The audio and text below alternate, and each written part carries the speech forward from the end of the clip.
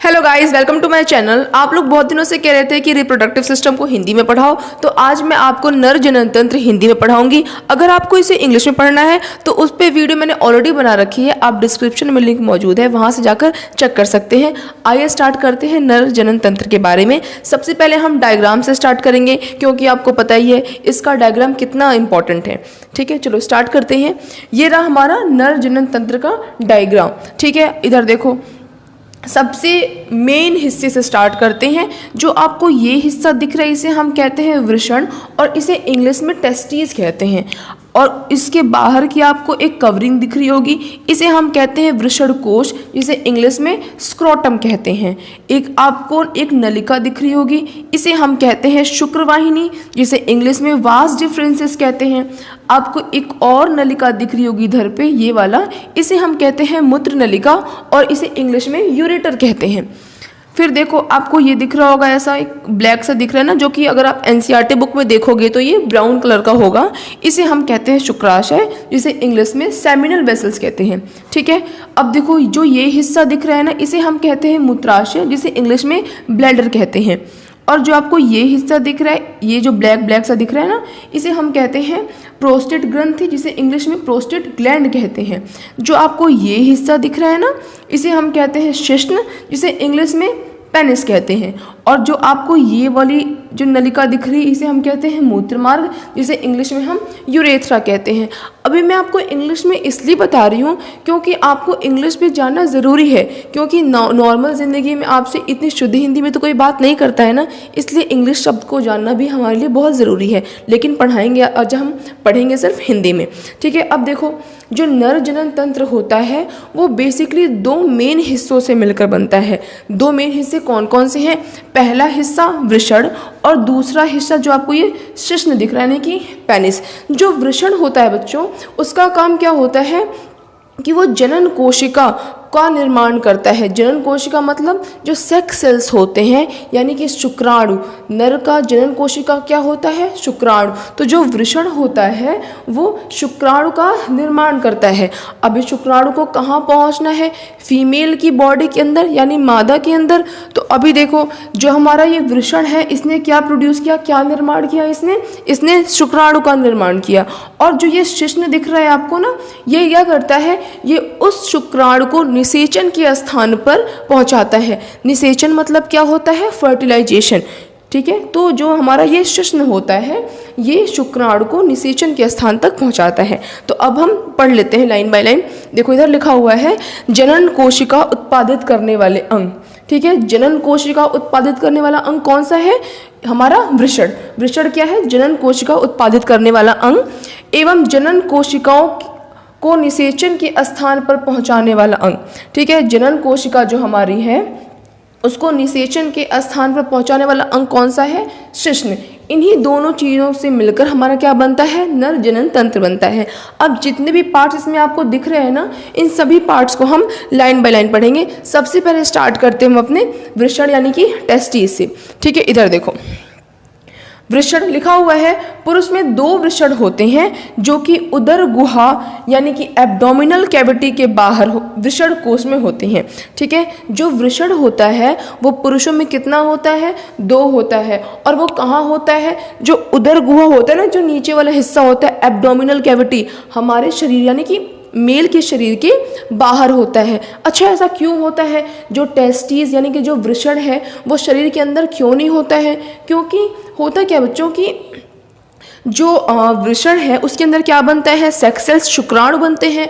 और शुक्राणु को बनने के लिए शरीर के तापमान से कम तापमान की आवश्यकता होती है। इसलिए जो वृषण होता है वो एब्डोमिनल कैविटी यानी उदर गुहा के बाहर, हमारे शरीर के बाहर होते हैं। ठीक है, अब देखो आगे पढ़ते हैं। क्योंकि शुक्राणु उत्पादन के लिए आवश्यक ताप शरीर के ताप ताप से कम होता है। देखो वही बात कर रहा है, क्यों? क्योंकि जो शुक्राणु होते हैं उसके उत्पाद के लिए शरीर से तापमान उसका कम चाहिए होता है। तो अब हम पढ़ते हैं वृषण के कार्य कि आखिर वृषण क्या कार्य करता है। तो वृषण का बेसिकली दो मुख्य कार्य होते हैं।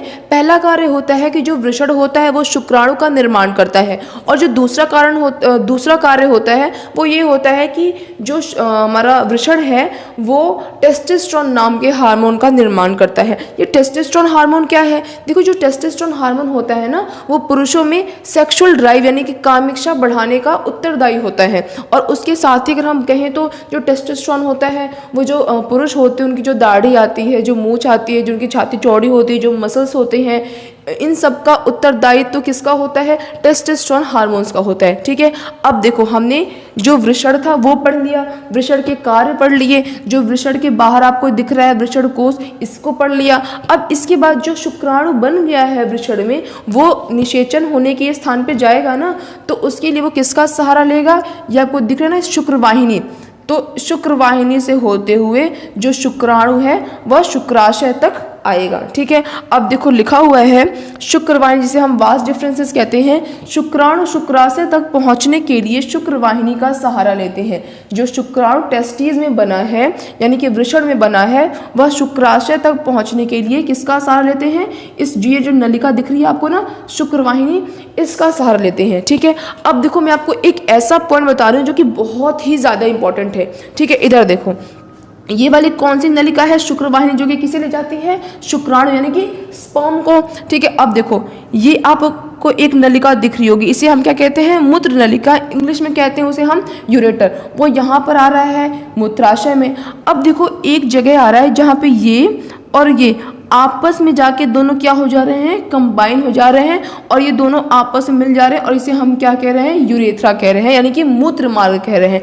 तो ये बहुत ही ज़्यादा इम्पोर्टेंट क्वेश्चन है कि जो पुरुष होते हैं उनमें जो स्पर्म बाहर निकलता है, यानी कि जो शुक्राणु के बाहर निकलने का जो मार्ग होता है, और जो यूरिन यानी कि मूत्र के जो बाहर निकलने का मार्ग होता है, वो दोनों एक ही होता है। ठीक है, अब देखो हमने शुक्रवाहिनी पढ़ ली, अब आप इसका स्क्रीनशॉट ले लो। सो गाइज अब हम पढ़ते हैं शुक्राशय के बारे में। ठीक है, देखो अभी हमने यहाँ पे शुक्राणु निर्माण हुआ था, प्रोड्यूस हुआ था, उसके बाद जो शुक्राणु है वो शुक्रवाहिनी से होते होते होते होते अभी वो यहाँ तक आ गया है।